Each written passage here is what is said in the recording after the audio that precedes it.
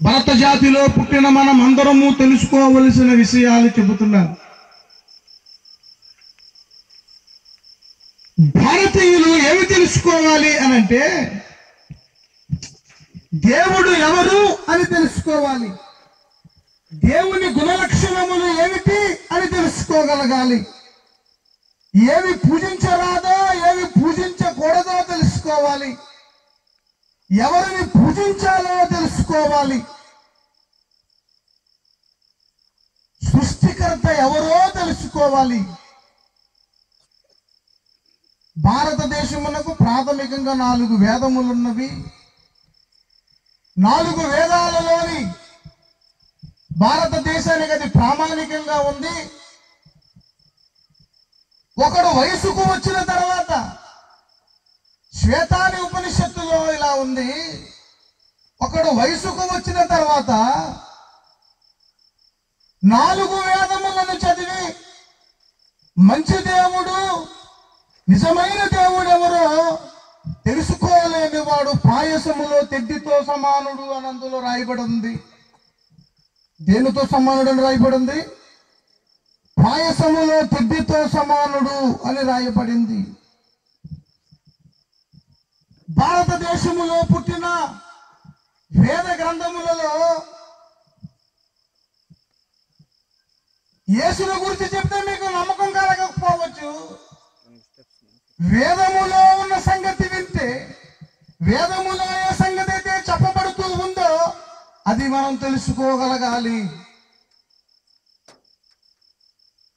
ఒక ఆయన నా దగ్గరికి వచ్చి,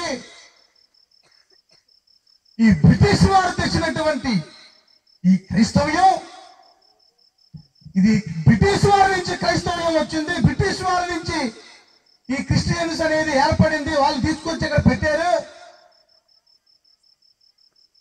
ఇది బ్రిటిష్ వాళ్ళకి సంబంధించింది, భారతీయులకు సంబంధించింది కాదు. మేము భరత జాతి ముద్దు పెట్టలు, గొప్ప సాంప్రదాయం కలిగి ఉన్నవారు, మాకు 4 వేదాలు ఉన్నాయి, అవే మాకు ప్రామాణికము అని చెప్పాడు.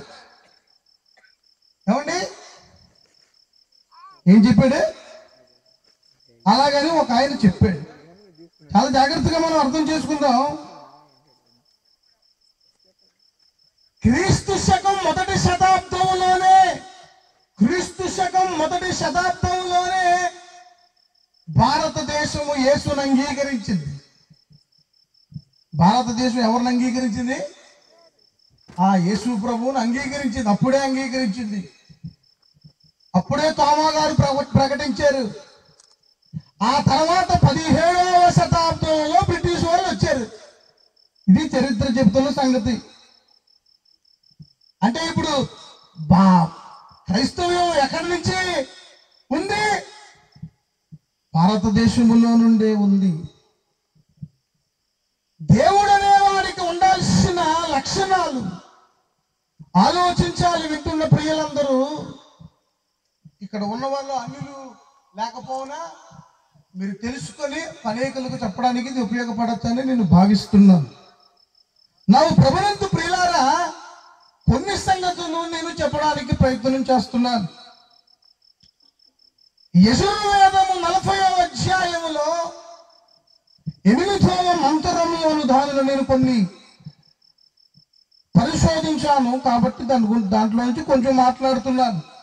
దేవుడు అనేవాడు సర్వాంతర్యామిగా ఉండాలి, అనగా అన్ని ఎరిగిన వాడిగా ఉండాలి. దేవుడు స్వచ్ఛమైన వాడిగా ఉండాలి. దేవునికి విషాదాలు, ఇతనంటే నాకు పడదు అన్న విషాదాలు దేవునికి ఉండకూడదు. దేవుడు జ్ఞానవంతుడు, ఆలోచనకర్త అయి ఉండాలి. దేవుడనే వానికి ఉండాల్సిన లక్షణాలు: కామ, క్రోధ, లోభ, మదమత్సరములు లేనివాడై ఉండాలి. కామ, క్రోధ, లోభ, మదమత్సర అరిషద్గుణోస్పతి అని రాయబడింది. కామ, క్రోధ, లోభ, మదమత్సరములు లేనివాడు దేవుడు. దేవునికి ఉండాల్సిన లక్షణాలు ఇవి.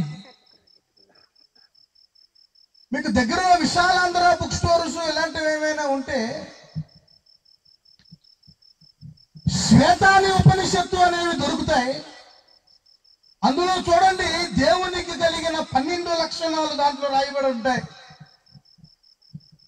అందులో 5వ లక్షణం 6వ లక్షణం ఏమిటంటే, అదంతా చదివి చెప్పడానికి ఇక నా దగ్గర ఉంది, కానీ ఇప్పుడు చదివి చెప్పడానికి మనకి సమయం సరిపో, పక్క పాస్టర్ గారు మనకు సమయం ఇవ్వాలి కాబట్టి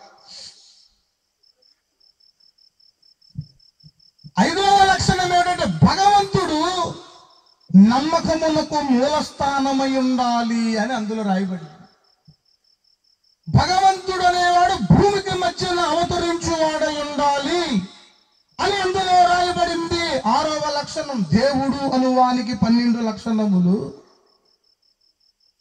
భూమి మధ్యన అవతరించిన వారెవరు? భూమి మధ్యన పుట్టిన వారెవరు?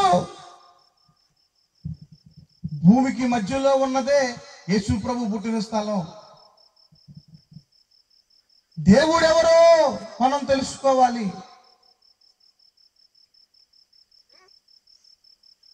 నా జీవితంలో ఒక సంగతి చెబుతున్నాను, వినండి. నా జీవితంలో అందరూ యేసు ప్రభువుని ఇంట్లో నమ్ముకున్నప్పుడు నేను ఒక్కడనే నమ్ముకోలేదు.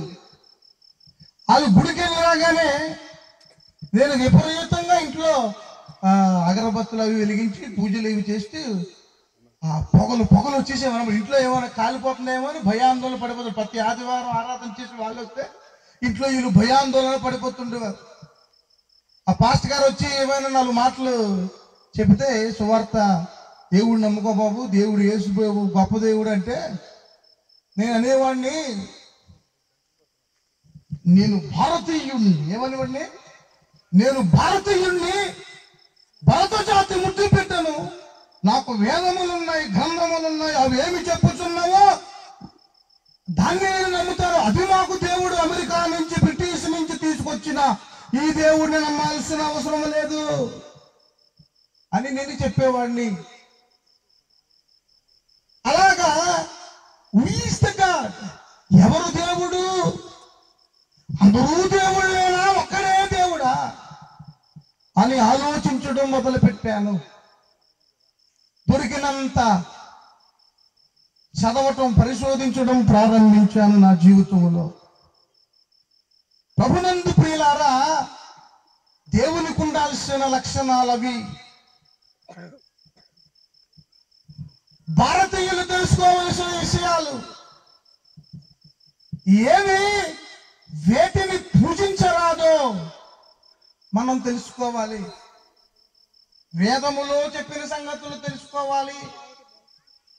అసలు వేదములో అర్థం చెప్పేదే పరిశుద్ధ గ్రంథమైన బైబిల్. దేవునికి స్తోత్రం, హల్లెలూయా. వేదము ఒక ఛాయగాను, పరిశుద్ధ గ్రంథము నిజ స్వరూపముగా ఉంటుంది. చాలా సార్లు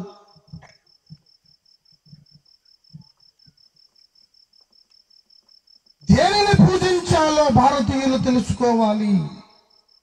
ఏవి నిరుపయోగమైనవో తెలుసుకోవాలి. వేద కాలము నుండి, క్రీస్తు పూర్వం 3000 సంవత్సరాలకు ముందు నుంచి వేదం ఉంది. వేద కాలము నుండి యేసును నమ్ముకుంది భారతదేశము. ఇది మనం తెలుసుకోవాలి, ఆలోచించాలి. మనం అందరం ప్రకృతిని పూజింపరాదు. దేన్ని పూజించకూడదు? ప్రకృతిని పూజింపరాదు అని వేదమునకు అర్థము చెప్పేదే ఉపనిషత్తు. ఉపనిషత్తు అంటే ఉపవాంగమయం, ఉపదేశించేది అని ఒక అర్థం. మొదట వేదమంతా ఉన్నప్పుడు, భారతీయ సంస్కృతి కోసం కొంచెం చెబుతున్నాను మీకు. మొదట వేదమంతా ఉన్నప్పుడు దీని అర్థం ఏమిటి, దీని భావం ఏమిటని యాజ్ఞవల్క్యుడు గర్గి అనే మహర్షులు దాని గురించి పరిశోధన చేసి, పరిశోధించి ఒక వాదన పెట్టుకుని వాదించి అప్పుడు వేదమునకు ఒక అర్థాన్ని తెలియచేశారు. అదే ఉపనిషత్తు. ఆ వాదన పెద్ద అరణ్యములా తయారైంది కాబట్టి దానికి బృహదారణ్యకోపనిషత్తు అని పేరు పెట్టారు. మీకు ఏమర్థమవుతుందో నాకు తెలీదు. రమేష్ చెప్పడం మాత్రం భారతీయంలో నుండి యేసు గురించి నువ్వు చెప్పాలని అని నాకు చెప్పాడు. నేను ప్రార్థించి దేవుడిచ్చింది మీకు చెప్తున్నాను. అమ్మా నా మాటలు ఏమైనా అర్థమవుతున్నాయమ్మా? మీకు అర్థమవుతుంది అనే వాళ్ళు చెయ్యెత్తి చూపించండి. పర్వాలేదు. సగం సగం ఎత్తున్నారంటే అర్థం ఏంటి? సగం సగం అర్థమవుతుందని అర్థం. ఎందుకంటే కొంచెం గట్టిగా మీరు చేతులు ఎత్తాలి. చెయ్యలు ఉన్నాయి కదా. Praise lord. ఈశావాస్యకోపనిషత్తు 12వ శ్లోకములో ప్రకృతిని పూజింపరాదు అని రాయబడింది. బొమ్మలను పూజింపరాదు అని రాయబడింది. బొమ్మలను ధర్మనోపనిషత్తు అనే దాంట్లో అది రాయబడింది. నేను చదివాను కాబట్టి చెప్తున్నాను మీకు చెప్తున్నాను అన్నమాట. విగ్రహారాధన చేయరాదు అని ఇంకొక ఉపనిషత్తులో చాలా స్పష్టంగా రాయబడింది. కవి సార్వభౌముడు పురుషోత్తమ చౌదరి గారు అన్నారు,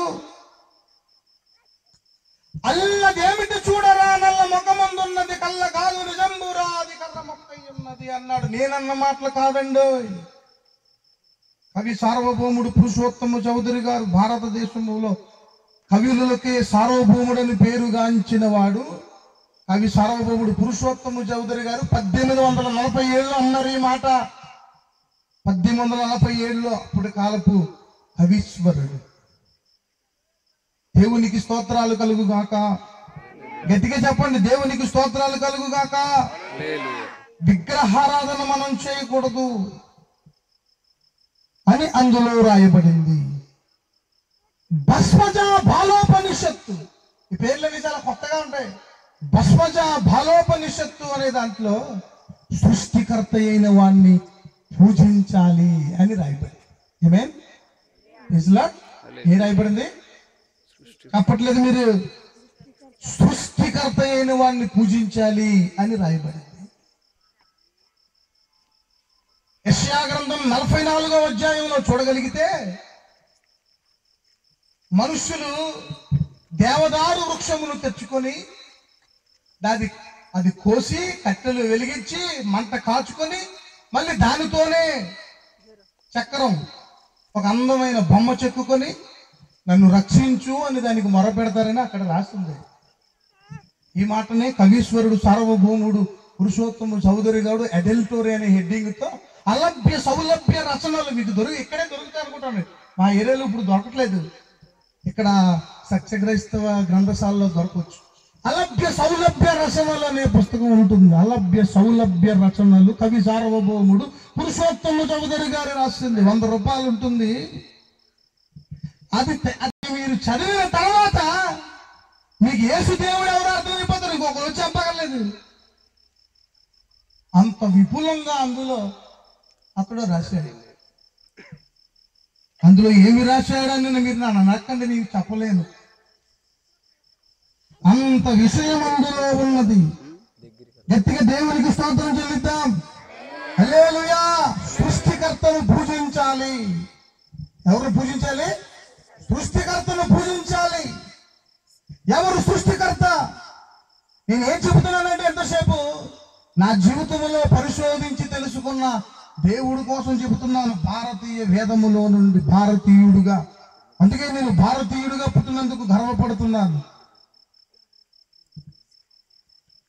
సృష్టికర్త ఎవరు అనే ఆలోచనలోనికి వస్తే మహాకవి పోతనామాత్యుడు భాగవతమును రాస్తూ ఇలాగన్నాడు. ఏమన్నాడు? ఇలాగన్నాడు. ఇక్కడ నేను చెప్పలేదు కదా ఏమన్నాడు అనంటే, ఎవనిచే జనించు జగము ఎవని లోపల నుండు లీనమై ఎవని ఎందు నిండు పరమేశ్వరుడెవ్వడు మూల కారణం వెవ్వడు ఆది మధ్య రహిడెవ్వడు సర్వం తానే ఎన్నవాడెవ్వడు ఆది మధ్య రహిడెవ్వడు అట్టి వాని ఆత్మ భువనేశ్వరుని శరణంబు వేడదను అని అన్నాడు. అనగా ఎవరి చేత ఈ లోకము పుట్టుచున్నదో, ఎవని యందు లోకము ఉనికి కలిగి చరించుచున్నదో యుగాంతమందు ఈ జగమంతా ఒక క్షణములో ఎవరు మటుమాయము చేయగలడో అట్టు భువనేశ్వరుడు అనగా సంభవమును అసంభవముగాను అసంభవమును సంభవముగా చేయు ఒక్క భువనేశ్వరుడు అయిన దేవుణ్ణి నేను శరణంబు వేడుదను అని పోతనామాచ్యుడు, మహాకవి పోతనామాచ్యుడు అన్నారు. భాగవతం రాస్తూ ఇంట్రడక్షన్ లో చెప్పాడు ఈ మాట. ఈ మాట బైబిల్లో ఉంది. తీయండి. హెబ్రీ పత్రిక 2వ అధ్యాయం 10వ వచనం. కొంచెం బైబిల్ గురించి కూడా మీరు చూడండి. ఇది చాలా పెద్ద అంశం. నేను చాలా తక్కువ సమయంలో చెప్పడానికి ప్రయత్నం చేస్తున్నాను. మీరు కొంచెం సహకరిస్తే బేగ అయిపోతుంది. లేకపోతే ఆ దైవజనుల సమయాన్ని మనం దొంగిలించిన వాళ్ళు అవుతాం. 10వ వచనం. ఎవరి నిమిత్తము సమస్తమును ఉన్నవో, ఎవరి వలన సమస్తమును కలుగుచున్నవో. చూసారా? ఎవరి నిమిత్తం ఈ లోకం ఉంది, ఎవరి వలన సమస్తము కలుగుచున్నది. అపోస్తుల కార్యాలు 17వ అధ్యాయం 26వ వచనం చూడండి బైబిల్లో. మనము ఆయన యందు ఉనికి కలిగి ఉన్నాము, చలించుచున్నాము, బ్రతుకుచున్నాము అనే మాట రాయబడింది. మన కవీశ్వరులలో ఈ మాట అనే మాటలు అక్కడ కనబడుతున్నాయి. సృష్టికర్త ఎవరు? సృష్టిని ఏమైనా చేయగలిగిన వాడు. అవేక్ నిరంజన్ ధర్మవతి.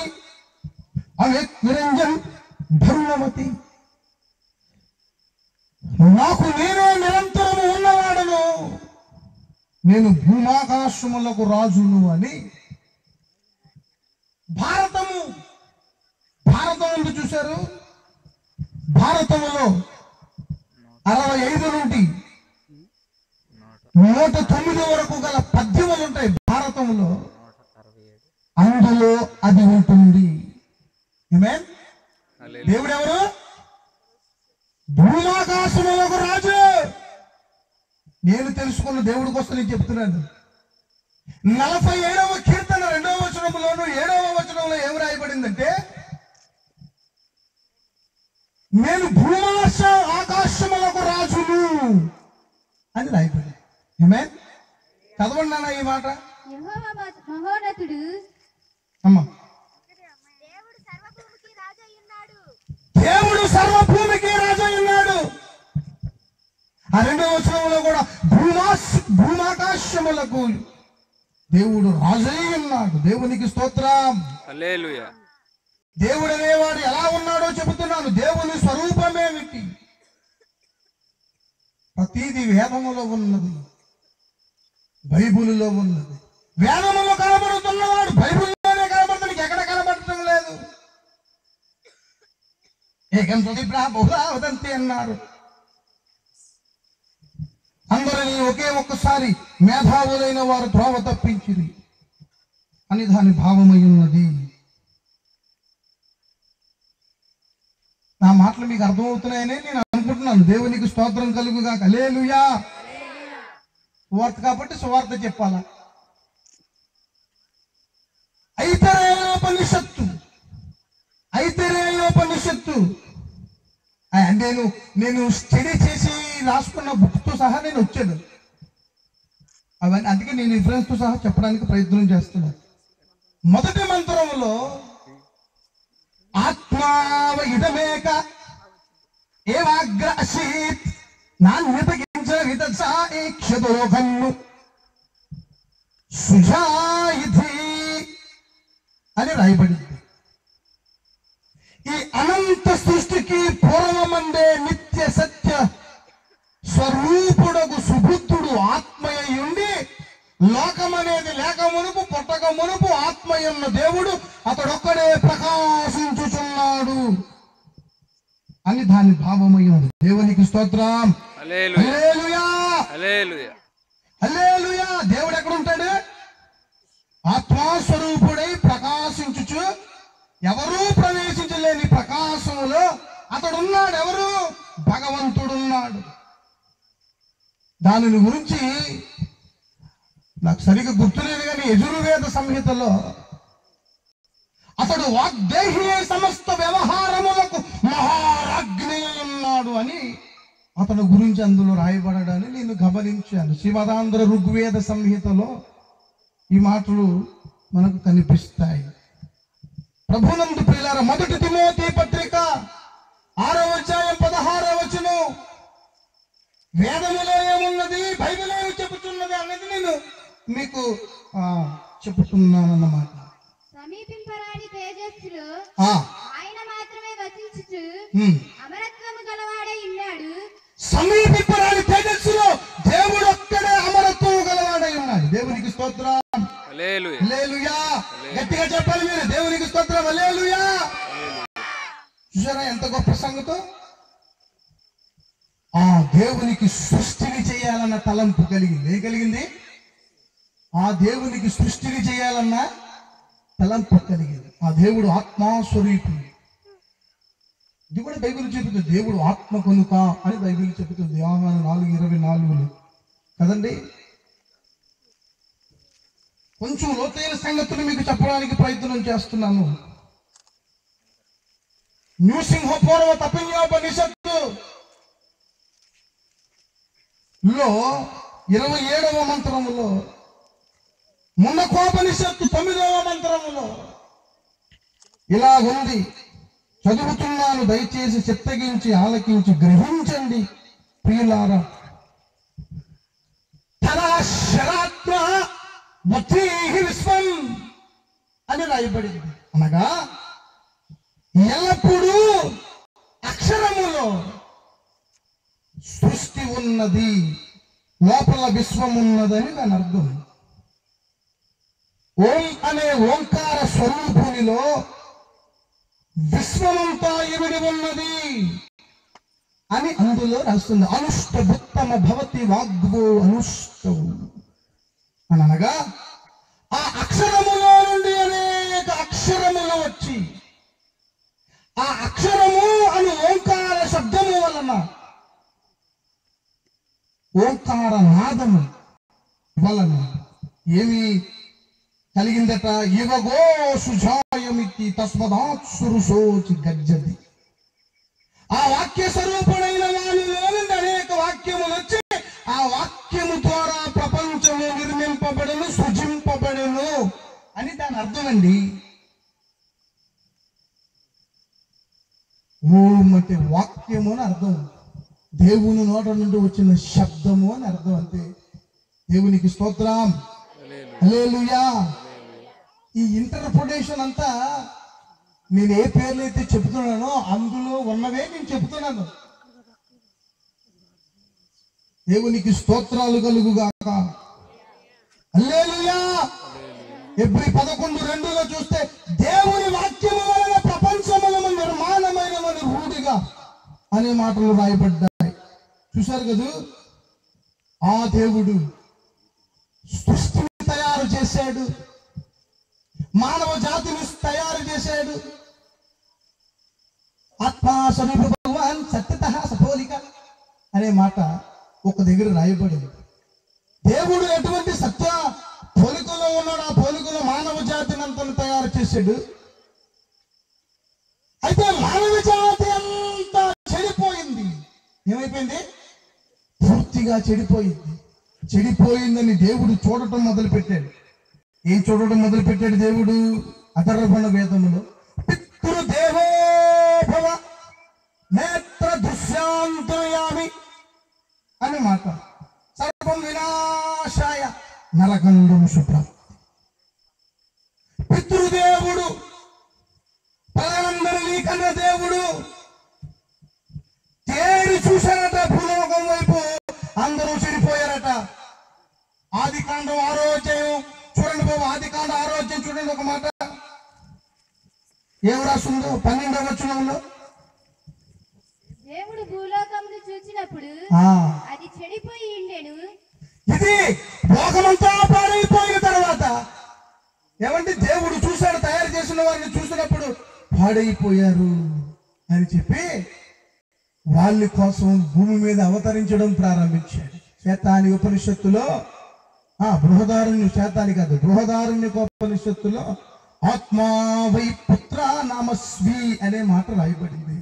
ఆత్మయే దేవుడు పుత్రునిగా జన్మించుచున్నాడు. ఆ దేవుడు మనుష్య కుమారుడిగా భూమి మీద జన్మించాడు. యేసు ప్రభువులో 2 షేడలు ఉన్నాయి. మొదటిది దేవుడు వాక్యమై ఉన్నాడు. ఇది కూడా వేదములో ఉంది.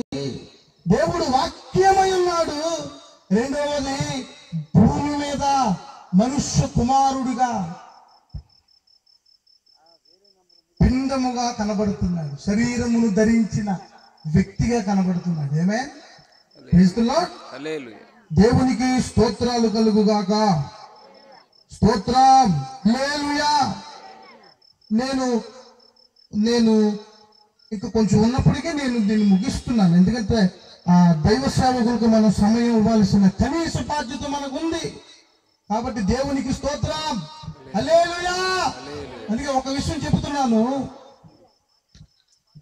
సర్వాణి భూతాని జుహవంచకరం స పరివర్తన జుహవంచకరం స ఆత్మ జుహవంచకరం అని ఋగ్వేద ప్రథమ మండలమునందు భయపడిందన్నమాట. అనగా భూమి మీద అనేక పుణ్య పురుషులు పుడతారు కానీ ఆత్మ ఉన్నవాడు మనుష్య కుమారునిగా భూమి మీద పుట్టినప్పుడు ప్రపంచములో మార్పు కలుగును అని దాని అర్థం. ఆ మార్పు కలిగింది. యేసు ప్రభు భూమి పుట్టినప్పుడు ఆకాశంలో నక్షత్రం వెలిసింది. ఆయన నక్షత్రము అని అక్కడ రాయబడింది. మత్తయి సువార్తలో ఆయన నక్షత్రం అని రాయబడింది. దాని ఒరిజినల్ హీబ్రూ కాంటెక్స్ట్ లో మెసోరి అని రాయబడింది. మెసోరి దేవుని కుమారుని యొక్క జనన నక్షత్రం అని దానికి ఒక భావం ఉంది. దేవునికి స్తోత్రము కలుగుగాక. యేసు పుట్టిన తర్వాత క్రీస్తు శకం క్రీస్తు పూర్వం రాయడం కూడా జరిగింది. యేసు పుట్టుక వలన ప్రపంచములో మార్పు కలిగింది. ఏమే చదువుకునే వాళ్ళు అందుకే ఇందాక చదువుకున్న వాళ్ళని అడిగారు ఇందాకలా. ఎందుకంటే మీరు వికీపీడియాలో చూడండి, ప్రపంచమంతటిలో ప్రపంచాన్ని ప్రభావితం చేసిన వారిలో దేవుడుగా పేరుగొందుబడి మనుష్యుడుగా కనుపరుచుకున్న ఒకే ఒక్కడు యేసు ప్రభు అని వికీపీడియాలో ఉంది. వికీపీడియా కొట్టి అది కొడితే మనకు తెలుస్తుంది. దేవునికి స్తోత్రం. హల్లెలూయా. భారతదేశంలో దేవుడు ఆత్మ ఉన్నాడు. దేవుడు మనుషులను తయారు చేశాడు. దేవుడు సృష్టిని తయారు చేశాడు. లోకమంతా పాపములో పడిపోయింది. తేరి చూశాడు. వారి కొరకు భూమి మీదకి జన్మించాడు. ఆమేన్. హల్లెలూయా. ఆ వాళ్ళ కోసమే భూమి మీదకి జన్మించాడు. రక్షించిన దానిని వెతకి రక్షించుటకు యేసుక్రీస్తు ప్రభు వారు వచ్చారు. ఆ యేసుక్రీస్తు ప్రభు వారు వచ్చి అందరి కొరకు ప్రాణత్యాగం చేశారు. ఆ ప్రాణత్యాగం మీద నువ్వు నమ్మిక ఉంచినప్పుడు, ఆయన నా కొరకు మరణించి తిరిగి లేచాడని నమ్మిక నీలో ఉంచినప్పుడు నీవు రక్షింపబడతావు. పరోపకార శరీర అని అన్నారు పెద్దలు. తెలుసా? పరోపకార శరీరం పరులకు ఉపకారం చేయడానికే ఉంది. యేసు నీ పాపం నా పాపం నుంచి మనల్ని విడిపించడానికి యేసు ఒక్కడే శరీరములో శ్రమలు పొందినవాడు, మరెవ్వరూ లేరు. ఆకాంతని ముళ్ళు ధరించుకొని 153 ముళ్ళు కలిగిన ముళ్ళు యేసు ధరించుకున్నాడు నీ కోసం. ఆ ముళ్ళు పేరు ఆకాంత. హీబ్రూ భాషలో అతి పొడవైన ముళ్ళు. ఈ దేవుణ్ణే భారతదేశం వేదకాలములో నమ్ముకుంది. యాజ్ఞవల్క్యుడు, గర్గి, సప్త మహర్షులు వీళ్ళందరూ చెప్పిన మాట ఏమిటంటే, అది నేను చెప్పి ముగిస్తున్నాను. ఏసా సర్వేశ ఏసంత ద్రవ్యేశ సర్వస్య ప్రభావప్యమహిభూతానాం అనే మాట. అనగా ఏసే సర్వేశ్వరుడు, ఏసే సర్వ వ్యాపకుడు, యేసే సర్వాంతర్యామి అని, అతడు ఏమైనా చేయగలిగిన సర్వేశ్వరుడైన దేవుడని అప్పుడే యేసు దేవుణ్ణి భారతదేశము నమ్మింది. భారతదేశంలో ముందు ఉన్న వాళ్ళు నమ్మారు. ఇది మన సంస్కృతి, ఇది మన భారతదేశపు వేదములు సెలవిస్తున్న సంగతి. ఆమేన్. హల్లెలూయా, హల్లెలూయా. మీకు గట్టిగా చెప్పట్లేదు, ఆకలి ఉంది మీకు. హల్లెలూయా, హల్లెలూయా. యేసు ప్రభువు పుట్టక ముందు 200 సంవత్సరాలకు ముందు యోగ దర్శిని అనే గ్రంథములో మొదటి అధ్యాయం 26వ మంత్రములో యోగమునకు మూల పురుషుడైన పతాంజలి అనే వ్యక్తి సహేసు పూర్వేశమ శ్రీగురు కాలేన పచ్చేత కాలము చేత యేసు నిర్మింపబడలేదు, కాలమును నిర్మించిన వాడు యేసు అని స్పష్టంగా ఆయన స్టేట్మెంట్ ఇచ్చాడు. దేవునికి స్తోత్రం. రామకృష్ణ పరమహంస గారు వారు రాసిన మొదటి వాల్యంలో ఏమి రాశారో ఒక మాట చెబుతున్నాను, మీరు గమనించండి. రామకృష్ణ పరమహంస గారు వాల్యం 1 బుక్లో బైబిల్ చదువుతుండగా యేసు నాకు కనిపించాడు. రామకృష్ణ పరమహంస గారు బైబిల్ చదివారండి. యేసు ఆయనకి కనిపించాడని ఆయన పుస్తకంలో ఆయన రాశాడు. ఆయన శిష్యుడే వివేకానందుడు సంక్రాంతికి పుట్టాడు. ఏమండి, ఆయన శిష్యుడే వివేకానందుడు సంక్రాంతికి పుట్టాడు. అతడు బుక్కులో, అతడు రాసిన వాల్యూమ్ 1 బుక్కులో అతడు రాశాడు కొన్ని పుస్తకాలు. అందులో వాల్యూమ్ 1 ఉంది. దాంట్లో యేసుతో గాని నేను జన్మించి ఉంటే, యేసు పుట్టిన కాలంలో గాని నేను జన్మించి ఉంటే ఆయన పాదాలను నా హృదయ రక్తముతో కడుగుతాను, ఆయన మనుష్యుల కొరకు మరణించి తిరిగి లేచాడు అని ఆయన బుక్కులో ఆయన స్టేట్మెంట్ ఇచ్చాడు. దేవునికి స్తోత్రం. హల్లెలూయా. అందుకే మీరు చప్పట్లు కొట్టి ఒకసారి దేవుణ్ణి మహిమపరచండి. ఆమేన్. Praise the lord. ఒకసారి ఒక అతను వచ్చి నాకు ఒక ప్రశ్న అడిగాడు. ఆ ప్రశ్న ఏమిటో మీకు అడుగుతాను నేను కూడా. ఏమడిగాడంటే, దేవుడు అంటే అర్థం నీకు తెలుసా అని నన్ను అడిగాడు. నాకు తెలియదులేండి, మీకు తెలుసా అన్నాను. అంటే అతను అన్నాడు, అతను ఏమన్నాడు తెలుసా, ఇలా ఇలా చూపించి దేవుడు అంటే అని అన్నాడు. అలా కాదులే అన్నా, ఇంకోటి చెప్పు అంటే, నీకు ఆ పేరుకి అర్థం తెలుసా, దేవుడు అంటే ఏంటని నీకు తెలుసా అని అతను అడిగాడు. ముందు నీకు తెలుసా అని అడిగాను. మళ్ళీ ఇలా చూపించి బలం ఎక్కువ మాట్లాడి వెళ్ళాడు. నాకేం అర్థం అవ్వలేదు. పోనీ నీకు తెలుసా ఏంటి, నువ్వు ఎంతసేపు చెప్పినా ఆర్గ్యుమెంట్ చేస్తున్నా, నీకు తెలుసా దేవుడు అంటే ఏంటో అని నన్ను అడిగాడు. మళ్ళీ అప్పుడు నేను చెప్పాను, దే అనగా దేవత్వములోని శక్తి, ఊ అనగా ఉజ్వలమైన వెలుగు, ఊ అనగా అన్నిటికంటే అతీతుడు అని అర్థం బాబు దేవుడు అంటే అని చెప్పారు. ఆమేన్, ఆమేన్, హల్లెలూయా, హల్లెలూయా. అంతా ఎందులో భావం అని ఆయన అడిగాడు. అదే నాయన భగవంతుడు అంటే భజింపబడుటకు యోగ్యుడు అని అర్థం బాబు అని చెప్పారు. అంటే సరేనండి, ఇక నేను మీతో మాట్లాడలేదు మాట్లాడను కానీ మీ యేసుదేవుడి గురించి ఆలోచిస్తాను, తెలుసుకుంటానని అన్నాడు. దేవునికి స్తోత్రం. ఈరోజు ఈ వాక్యాన్ని వింటున్న నువ్వు ఈరోజు మీ హృదయాన్ని తెరిచి యేసు ప్రభువుకు అప్పగించు. ఇంకా యేసు క్రీస్తులో సరైన మార్పు లేకపోతే ఇప్పుడైనా మార్పు చెందు ఈ జీవితంలో. ఈ సమయాన్ని ఈ మాటలను ముగిస్తూ మన వినికిడిలో ఈ మాటలు ప్రభువు ఆశీర్వదించునుగా కానీ పలుకుతూ ఈ సమయాన్ని దైవ సేవకులకి నేను అప్పగిస్తున్నాను.